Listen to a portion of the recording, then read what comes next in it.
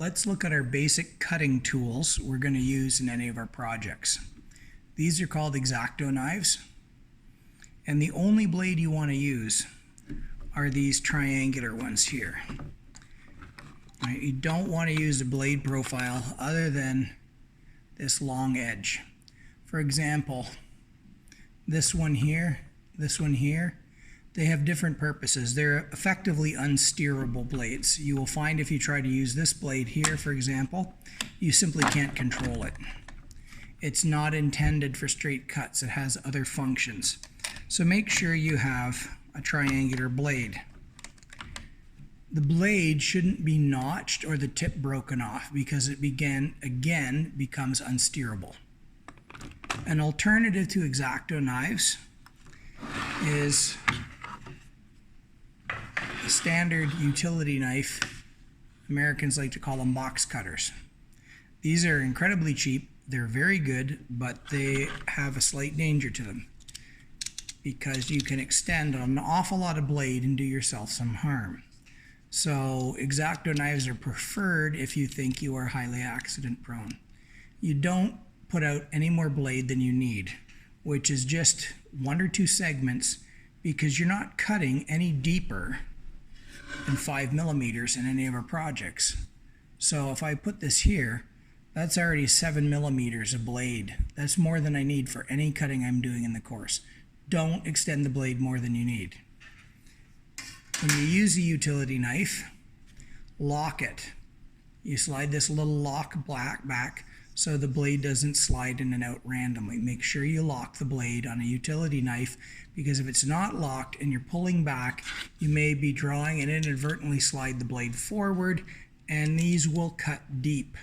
They're extremely sharp, razor blade sharp. They're not kitchen knives. For any cutting, when you need a guide, use a metallic ruler, not a plastic one. Plastic rulers, these blades will cut into them and you will quickly find your blade is sticking, hitting notches, and you can't do a smooth cut. Okay, so let's start the project.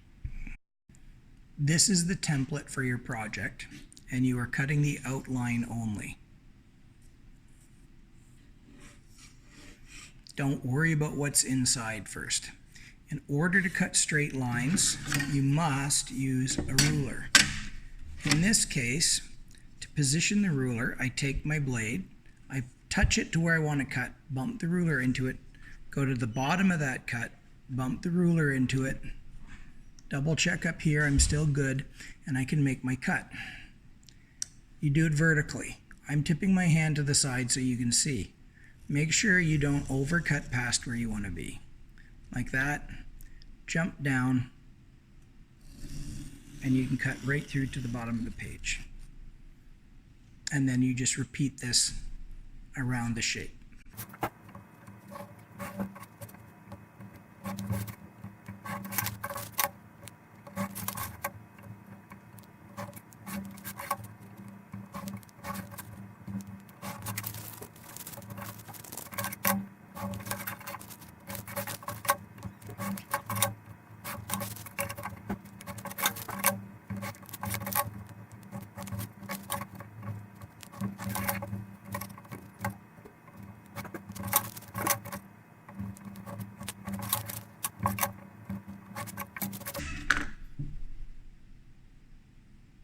Now we're done cutting it out.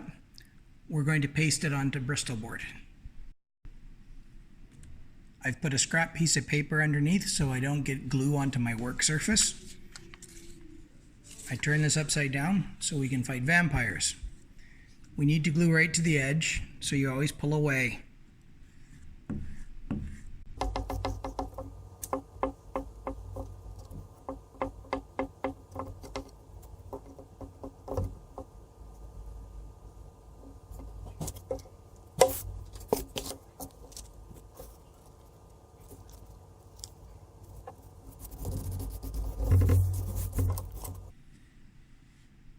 Notice right there, I lined it up with the edge of the Bristol board.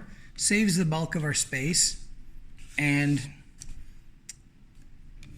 eliminates one cut.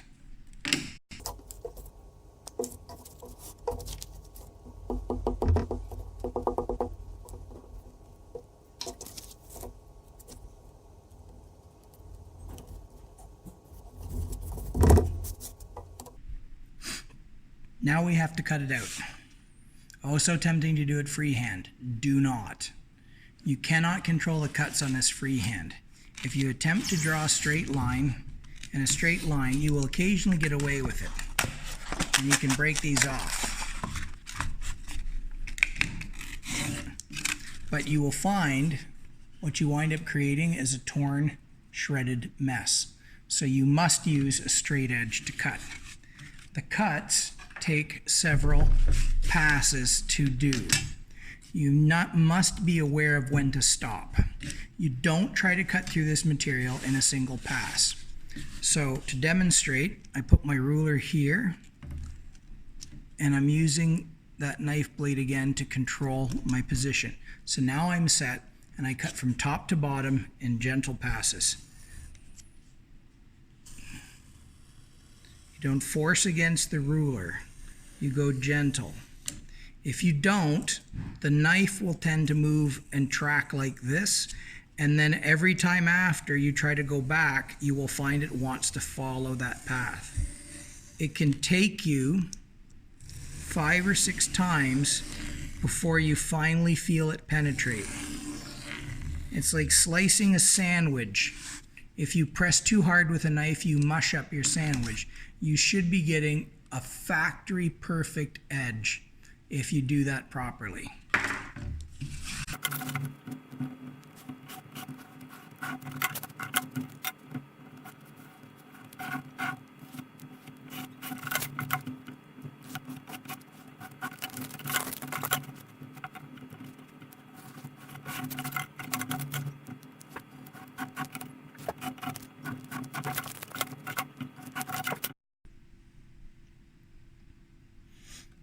Next are these cutouts.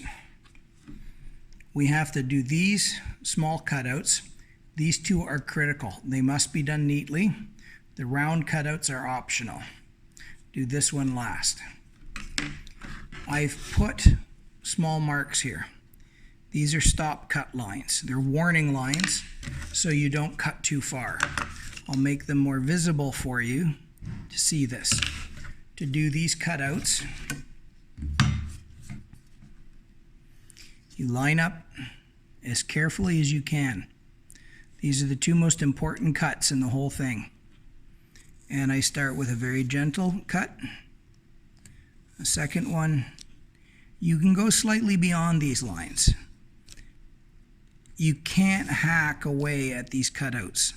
They need to be done precision, factory clean, or this illusion box will not work. So I've gone just maybe 2 millimeters past that cut. Then I do the other side. I'm going to rotate it this way because it's always best, if possible, to cover the good stuff with your ruler. So I don't want to mash up that cut. So I've hidden it under here, and the ruler sitting on a bit more solid material.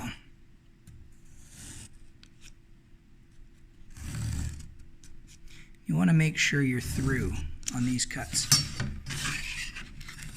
And to do this small side, you don't really need a ruler there. If you're careful, you can just take the point of the knife and poke it through till it breaks. A little bit harder to do with these sets.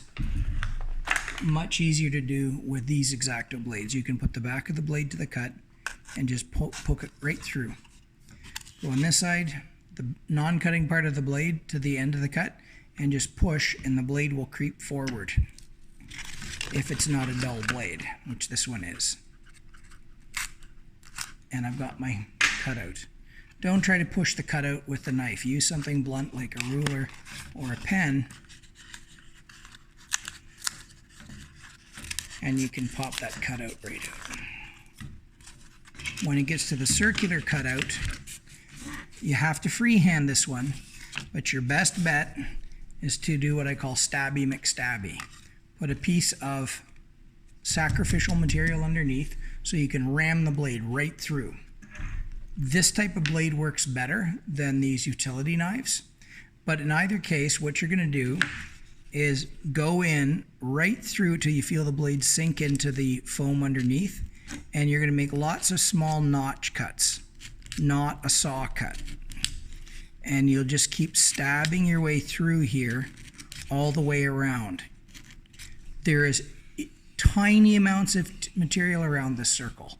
If you have to do any real pushing to pop this circle out, you'll destroy the front face of your project. So make sure you've penetrated right through into the second layer of foam, so this will come out in a single push.